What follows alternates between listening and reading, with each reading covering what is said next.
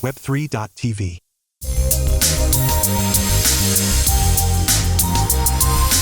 Welcome back to Web3 and Freedom with Web3 podcast. I'm Cristina Najera, and today we are going to talk about how to be free with Web3. Is it possible?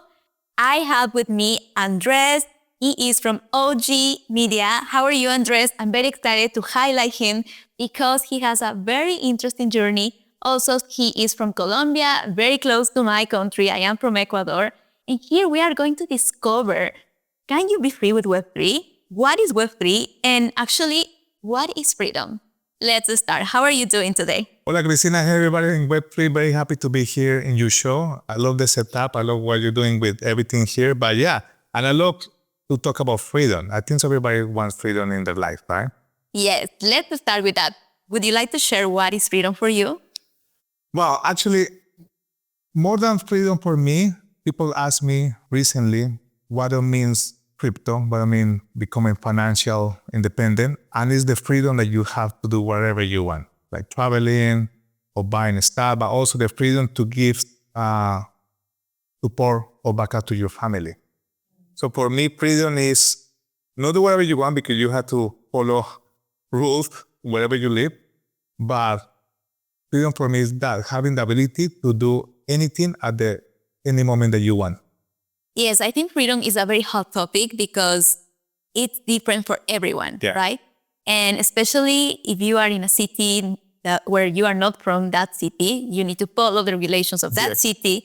If you are under, let's say, your family, live with your family, you need to follow the rules of the house. Yeah. So freedom, I think, finish when the freedom of the other person starts. And I remember this because I was at school and they were teaching us what is freedom. And then I realized, okay, I have this freedom, but it finished when the other person's freedom starts.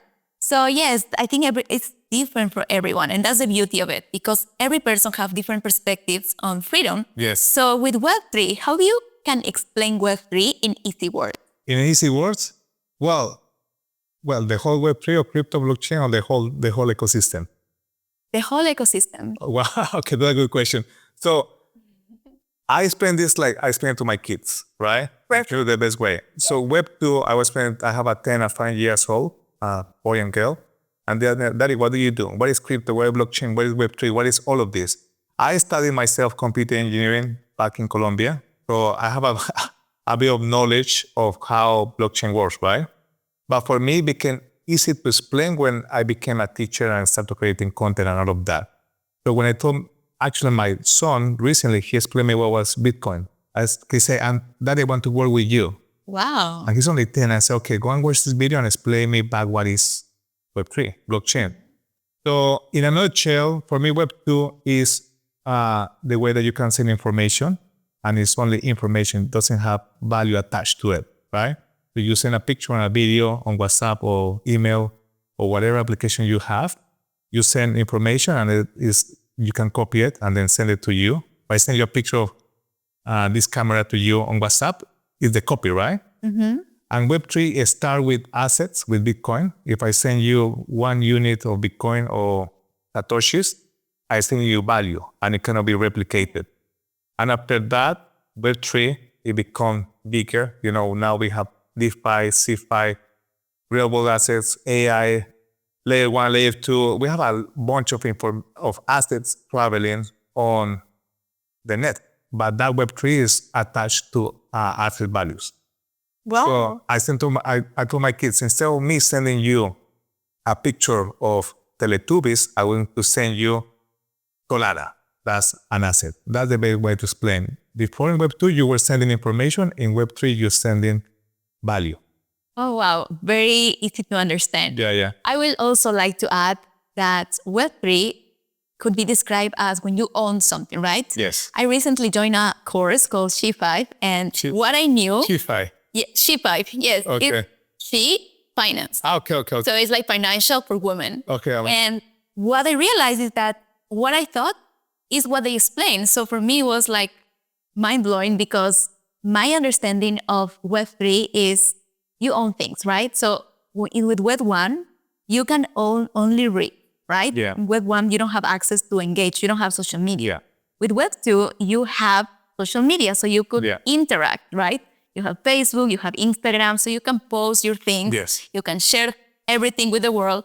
However, with Web3, what you can do now is you can own whatever you create. And that's the beauty of Web3. And that's what I love about it. And that's when I think we could be free, right? Because we could own whatever we do. Yes. So knowing that, I would love to know more about your journey. Tell us, why did you start in this amazing space? In blockchain and crypto. So it's actually, thank you so much for explaining in a very detailed way to Chify what is Web3. Yeah, basically you own data. But start with the sending of peer-to-peer transactions. So going back to your question is, I started crypto in 2016. I'm computer engineer from Colombia. Long story short, I moved to the UK about 17 years ago, 2008, 16 years ago. And I started from the bottom. I was a computer engineer. I did an information security course or diploma. I don't know how they call it here in Colombia. Then I moved to the UK with $300. And then I cleaned toilets. I was washing up. I was doing everything for 3 years. And then fast forward, I managed to ending up doing my job as a computer engineer. I work for the biggest companies I work for Airbus Military, for Siemens, for Sangua. I fulfilled what I studied, right? But in 2014, I started as an entrepreneur. And then I started my first company is still running. It's called Viva First.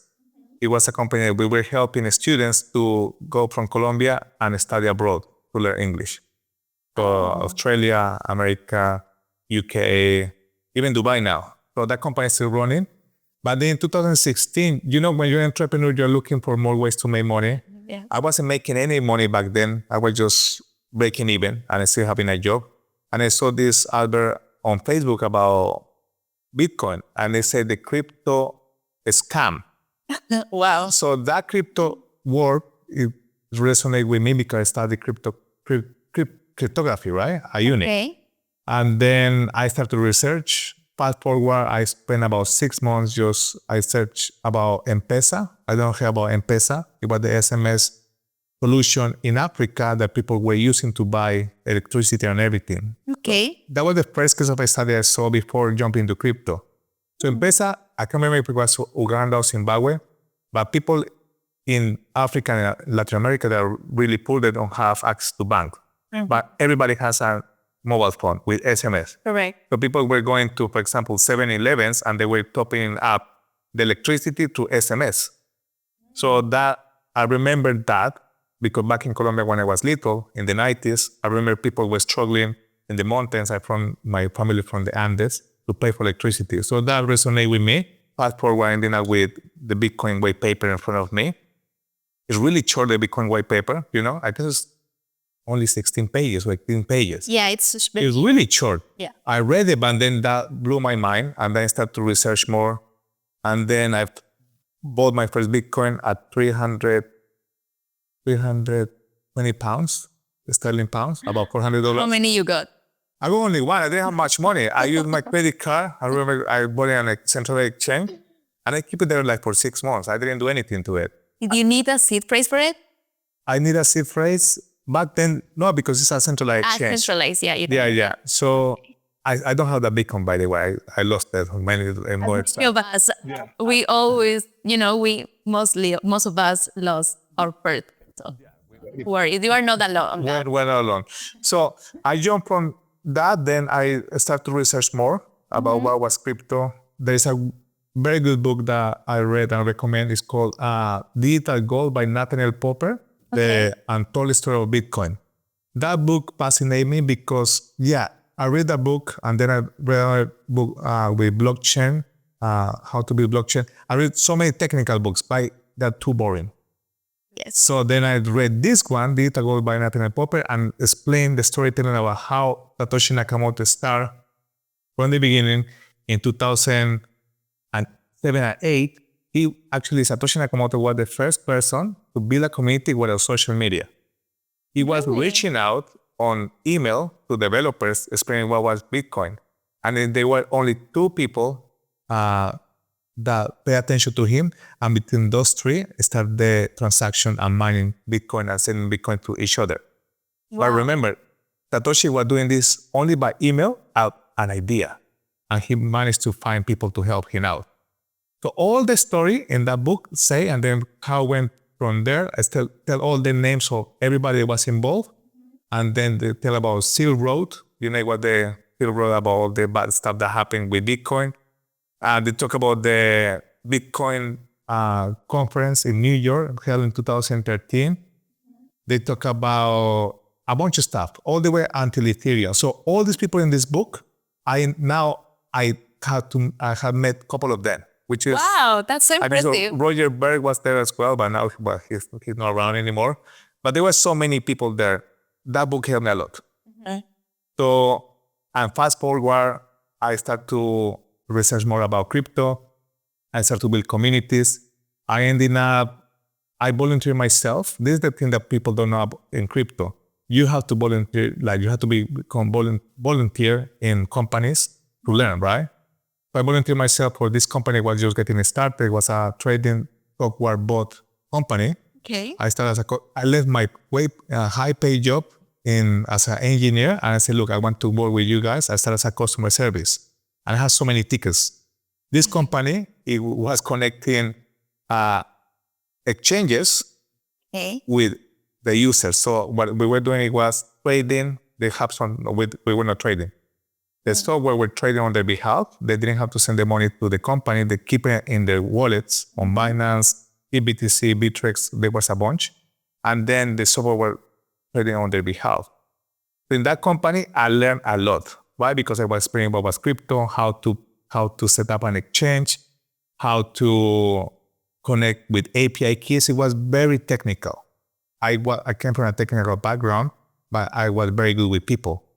So I helped that company to grow to 40,000 users around, from everywhere. We have people in South Africa, in all Asia, Vietnam, Hong Kong, Russia, Ukraine, Bulgaria, everywhere, Mexico, Colombia. That job made me to travel, and I started to get connected to more people. Wow. So that was the first approach. It was quite fast forward. It was 2017, 2018. It was the bull market, the first bull market experience. I make a lot of money, but then I lost it all. But I'll explain you more detail how that happened after. Yes, I think being educated on how to manage money is very important, especially in this market, because in this ecosystem, because you can earn a lot, but also you can have this mindset of, okay, I have a lot of money now, I can put it and I can risk it. Yeah. So that's when, everything changed. And also, Andres, you mentioned two things very important that I want to highlight. The number one is community. Yes. I think community is extremely important in this space, and I get invited to speak about this because I have been in community since I was at college. Wow. And I think that's very relevant in Web3 as well, because if you create a narrative where people follow and people connect with your values, with your vision, you will build a community, and then people will bring their own talents, and you can create a space where you can develop this project or product or community, right?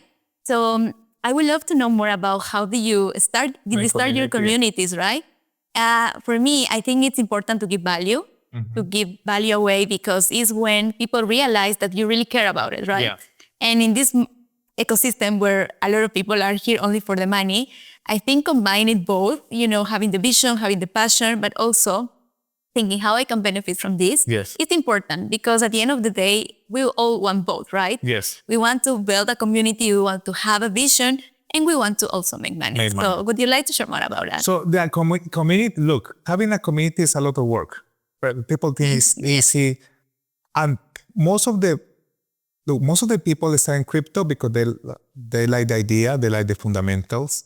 But then most of us, including myself, we see also there was a way to make a lot of money really fast. But then when you lose all the money, you realize, it wasn't about the money. It was about an idea, community, or technology. So I think so most of us have been through those processes. So money, no money, losing, winning. And then, but the most important, having a community, regardless you have money or no money, or you're building or no building, is the most important part for any company. So using the biggest companies in Web3 and crypto, the community is really strong. But to get there, you have to go through a lot of process, right? Yeah. My experience with community has been quite good. When I started in 2016, 17, my first community was my family. I was explaining then on Zoom call about Bitcoin. Some people pay attention, some people didn't pay attention. That was my first community. I was telling all my friends that people were thinking I was crazy. Like, why are you talking about Bitcoin? We're going to get scammed. Why are you doing with this? And then when I started to work in this company, doing the customer service, I became so good at explaining what was it that I became the general manager and basically one of the community leads for that company. And then I left crypto in 2018. 2019, I left crypto for personal reasons. And then I started to build a community on Clubhouse.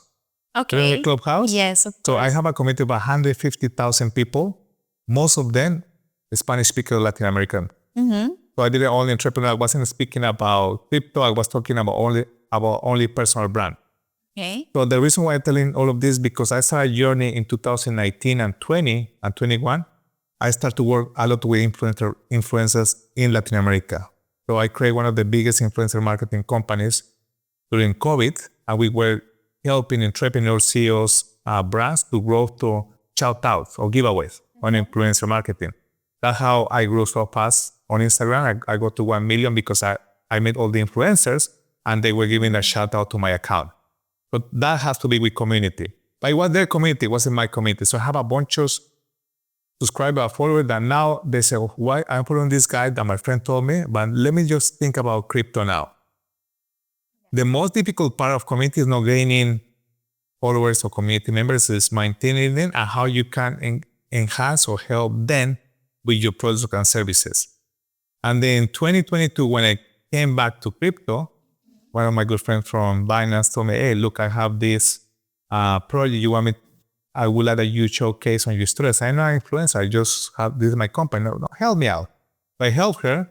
And then she told me, you're a KOL. I said, what is a KOL? She said, a key opinion leader. What is that? Crypto influencers. I just helping you. So that was my started in community with crypto. So it went from that big community in crypto, then from social media, then Clubhouse, then ending up again I was dragged back into crypto. And then what I've been doing the last 2 years with my podcast is creating a community around the podcast, around Crypto Gist, as the name of my podcast. I have the only thing that I haven't done, and probably I know it's not that I'm lazy or no. I've been concentrating more in the B2B. I don't offer an info product or I don't offer a course. And I have so many people always asking, Andres, why you don't give us a course? Because I've done this so many times. I explained 2 weeks ago, I was sitting with somebody explaining what was Bitcoin. Yeah. But some of my friends, I was explaining, I said, why you should put this in a course? I said, maybe one day. But the community that I have is loyal because I never tell them anything. I just share my ideas for free. What I do is with the B2B side, that's the way that I make money. So maybe we can dig into this part, how to make money having a community, but not using them, if not helping them. That's what the content creators, especially in crypto, have to be very careful. For the last 2 years, 2 years ago, everybody left. People stopped creating content after what happened with FTX. But then, 6 months ago or 1 year ago, everybody came back to start to creating content. But you have to play the long term. You have to add value and thinking the community is going to get bigger and better if you only provide value and not you're doing for a transaction. Having that in the middle, the more difficult for a content creator or a community builder. How to make money, because I see a bunch of people, they make a lot of money, but they don't provide value. I make a lot of people, they don't make any money, but they provide a lot of value and create a lot of content. Being in the middle is the most challenging part. And that's why you see so many content creators failing or succeeding, is how to get to that middle. Yeah, I think when it comes to content creation, it's very important to understand that is the giving and receiving. And what I can say is that when you have a community and they trust you and you have similar values, I guess you can create money like together. I think that's what happened with meme coins, right? Yes. I know a lot of friends who have like groups and they say, okay, we all will invest on this meme coin. So all of them invest and they know that the meme coin can go like crazy, like 10x, Or 100x, zero. or they can lose their money. So they are aware of that. I think transparency and being very honest with what will happen in any case is very important because it's how you build trust. Yeah. And for content creators, I think it's also important to have a entrepreneurial mindset. Yeah. Because that's not something that they like usually have. Like because a content creator is usually more creative. Yes. So they love what they do. They are very passionate about it. They love to create content. However, if they want to make money, they need to understand how business works, Yes. right? So having a background of business, I think will be It helps. great to have this combination of, okay, I have a community, I love to create content, but also I want to make this as a career. So how I can combine both, right? Yeah. And also what I like to know more is like you have the community, you have the content creator, and then you need to understand how I can get money. It could be from sponsors, Yes. maybe. It could be maybe from a specific person that is supporting this cause. It will be from a company. There are so many ways, but of course, it's a mindset that needs a strategy behind. Yes. So having that mindset, I think that's very important. Yeah. Having somebody who is looking at what you do, not just as a project or as a hobby, but as a business. Yes. So I think having this mindset for content creators will be very important Yes. because it's how they can create value, Yeah. and also, have money, especially in this space where it's very volatile. We don't know if Bitcoin will go up or down. People said that Bitcoin will be 1 million maybe. Yeah. Nobody knows. Nobody knows. But I think it will be 1 million one day. When? I don't know when. Yeah, because the supply is limited. So that's the, basic economics. You have limited supply, so the value will increase. So 3 things, Cristina. Something that I'm going from what you're saying, I'm going all the way back what you say about how to make money in community. My son actually, he understood the concept of Bitcoin really fast when he understood it was limited. I say, what is limited? And now he say, I know it's limited, it's not unlimited, and I know it's based in a smart contract. My son is 10 years old. So, and now the second part, let me go back all the way to the beginning of this show. You know what is freedom? I think so having peace of mind. That you can have, I've seen so many people with so much money, but they don't have peace of mind, either with the family or with the community or with the government. Having peace of mind that you can go to sleep and don't feel guilty, that's the best thing. I think that's freedom. And now let's go back to the content creation and how to make money. Look, everything changed the last 2 years. 3-4 years ago, the content creation, it was not easy, but when it was the bull market, all the content creators were making so much money because they were creating every day. Hey, Bitcoin is going to 20, 30, 40, 60,000. Follow me here and go and subscribe to my centralized exchange. And they get, which it worked perfectly. And so many people make so much money of that, become multimillionaires. I know so many of them, and like hats off to them because they did it. But there was also a lot of stuff that happened in 2021 and 22. Brands were paying a ridiculous amount of money also to ambassadors, to people, especially in America, And then people didn't understand what they were getting into, right? So I think so what happened, especially in 2022 with FTX, it was a blessing in disguise. It helped so many people to realize it can be risky. People can lose money. Obviously, I lost money as well. I had so many people that lost money, but people learned the hard way, right? Obviously, they were family destroyed. It was really bad, right? But you have to build that mindset again, right? Now, what happened was also before people were flashing stuff. And I don't know, you noticed the last 2 years, the content creation changed a lot. Before it was about the Lambo, about the parties, about the private jet. That content was converting a lot, and it's still converting. But because all the DJs or people that jump in crypto the last 1, 2, 3 years, they become more wise and they don't get impressed by these kind of things. And especially companies understood also that they cannot just have sign-ups because somebody has an expensive car. It's very good and it's very smart how they do it, because it's not only for crypto. All this concept of the Lambo and the house, it comes for oil info products, right? Not only for crypto. But then people start to create content that's more educational. So this is not a secret, but the reason why I create Crypto is because it was I like to interview people anyway, but it was the easiest way to create content and then structure it in different fragments, right? So I have a 20 minutes, 40 minutes podcast, then I can split it into reels. And it was not me shining in the podcast, it was my guest. So when you're giving the stage to somebody, it's much better. Now, the other part of you were talking about sponsors or collaborators. If you bring good sponsor into your show or into your podcast or your Twitter, the sponsoring, you are not pushing aggressively a product or service to your community. You are putting it out there, putting it here and say, it's up to you to buy it or to subscribe, right? I think that and most of the content creators that are very successful right now is because they educate the community. It takes longer. It takes way longer. I have done 150 episodes. I have put a lot of money, resources, time, effort, energy on my podcast and in my content.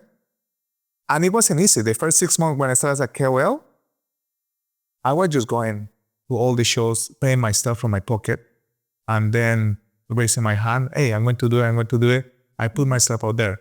And it took nearly 8 to 1 year to start to make money of the content. So people think it's straightforward, but it's not. You have to add value first. Yes, it's very interesting how you see it, because I know a lot of people who took a while until, they got viral or people noticed them. And other people, like, it's instant. Yeah. So it's very interesting, this path of content creation, because for some people, it never happened. It never happened. So who knows what's the secret, what behind that. And I really believe that everybody could create content as long as they are passionate about it, because it's something that you need to be consistent. And motivation is important. However, if you are motivated one day and then the next one you are not, the discipline is what will make you succeed. Because maybe one day you don't feel doing it, but you have this discipline. Okay, even if I don't feel like doing it today, I will do it. After 100 days, you will have 100 pieces of content. Yeah. Whether if you are just, inspired one day and then after you say, oh, I'm tired today, I'm not feeling like doing it. So, I also believe this is very important. I saw one image of one rabbit and one turtle. Yeah. So the rabbit has the motivation. Yeah. So the rabbit was like jumping faster than the turtle. And then the rabbit just was lazy and stayed there. Chill. And the turtle never stopped. It was very slow, but consistent. So guess who won? The turtle. The turtle with a nice car. Exactly. It's just very easy concept to understand in your mind, because I think we need very easy examples to understand how we behave, and we need to be very self-aware. Cristina, let me tell you a secret. Uh-huh. Talking about this, I'm talking about freedom. This is a secret that I done. And people, maybe I'm crazy, but that's the way I have been doing the last 6 years as an entrepreneur. You have to, they say, quemar los barcos in Spanish, burn your boats. Yeah. So what I have been doing the last 6 years, when I'm feeling comfortable or in my comfort zone, I burn my boats. For example, I've been bankrupt the last 6 years twice. No money, debt. But then when I start to create content or going to events, I put myself more in debt because I know how to make that money back really fast. I do that all the time. For example, when I moved to Dubai, I know if I moved here, I was going to have more opportunity. So I spent a bunch of money to move here. And now what I do, and I haven't told this to many people, I put all my crypto aside like it doesn't exist. I don't touch it. Like I wake up every single day, like I haven't created one piece of content where I have only $10 in my wallet. That made me go and find more opportunities and create more content. Because if I have an example, $1 million in my wallet, and I'm not creating content, that money is going to finish one day, right? So I always burn my boats because I don't have more choice. If I don't make money, I have to pay for my kids' education, school, and food. I've been like this the last 6 years. I like to not think every day I have money in my wallet. I like to put myself in difficult situations, so I have to work for it. And that's very interesting because I can connect this with something that you said before about peace of mind. That means freedom. How do you manage to have this peace of mind and this mindset of thinking, I don't have anything? That's a good question. I don't manage it. It depends on the time of the year, right? So like seasons? I put in compartments. So there's a book, I can't remember the name of the book, but this guy put everything in compartment, all his ideas, all his money. So for example, if I go on the weekend and I'm with my family and the kids are running the beach and they want an ice cream or they want to spend or they want a toy, I don't think about it. I just buy it, right? I buy because that's freedom for me. My kids having I didn't have much when I was in Asia. I was really poor, but that's freedom for me. But when I, for example, in business mode during the week, I had to think I don't have any money. So I put it depends of the situation that I am. If I'm in business mode, well, I can go to a meeting or a dinner and I pay a bunch of money for a client. But if I had to make the money that day really fast, I don't have the peace of mind anymore. I had to make it. So I had to play with it.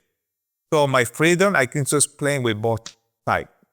Yeah, like having peace of mind, but at the same time knowing that you need to keep going. Yes, very interesting, Andres. I love to talk about this because being in Dubai and being an entrepreneur and being in the media space is very interesting, especially in crypto where a lot of things happen every single day. A lot of scams, you see a lot of people creating new projects, meme coins, creating new layer ones. So how do you see the media in this season now? That's a very good question. I was in a flight to Singapore.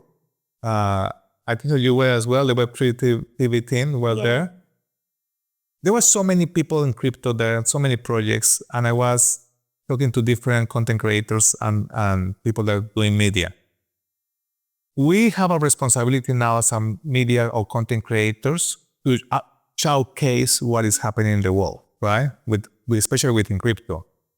But I think that there's also a responsibility from the audience to get educated.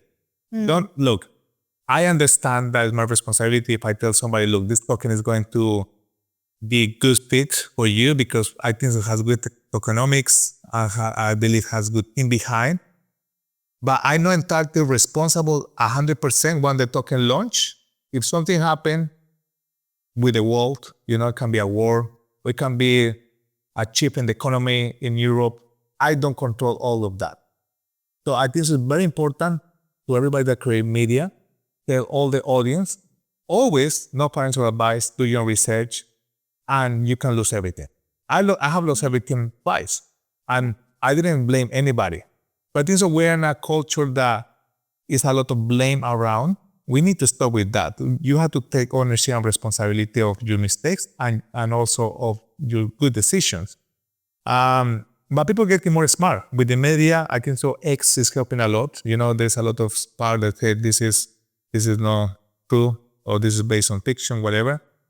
I think so we're in a moment that media is really important, but also the users and the spectators are getting more wise, which is good because then us as a content creators or media companies, we need to become more smart how to communicate ideas to them, but also being responsible, but keeping it entertaining. That's the thing with crypto. If you go all the way back, and I tell this to my son, if you read the white paper, it's boring. The paper is so boring. It's 18 pages, talk about, I understood it because I started computer engineering. But you're not going to spend 8 billion of people read this white paper and have a massive adoption. No. Then you have, for example, the book that I told you, Digital Gold by Nathaniel Popper, that has a storytelling. So you need to have both sides. You have the technical side. But this is the big thing with crypto and blockchain and Web3. Cristina, the thing is, when you use your phone, let's go back to Web2 and Web1. When you use your phone, you don't know what is a TCP/IP protocol. You don't know what is OC layers. That's all the stuff that I studied by uni. I studied 8 semesters of networking, like networking solution, right? I understand all of that. But then when I use my phone, I'm not thinking, what protocol is this web browser using? But the big difference in crypto and blockchain, people want to understand because it's money. It's not free. That's the big difference. Yes, I think that people understanding what they are doing is important, and also understanding the power behind it and why everybody is talking about it, even though sometimes crypto is highlighted as something bad. Yeah. Before it was more popular, but now people are more open to it. Okay. Yes, because a lot of companies, famous companies, are using it. Starbucks had a loyalty program with NFTs.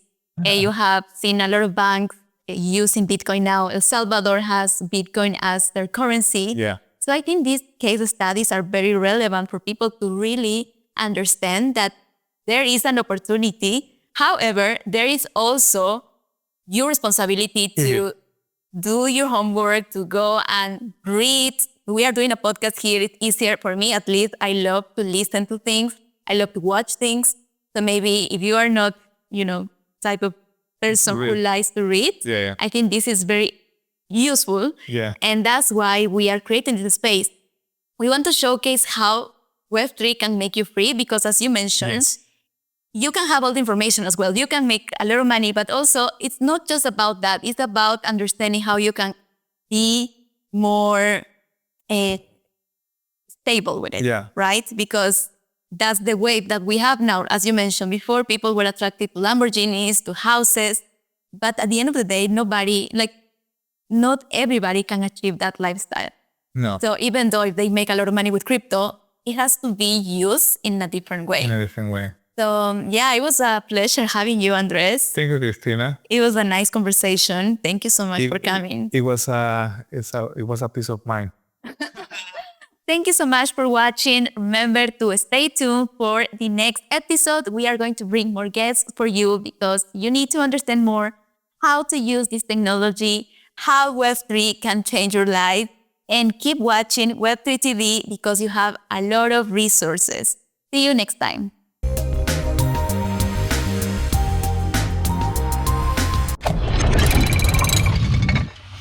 Web3.tv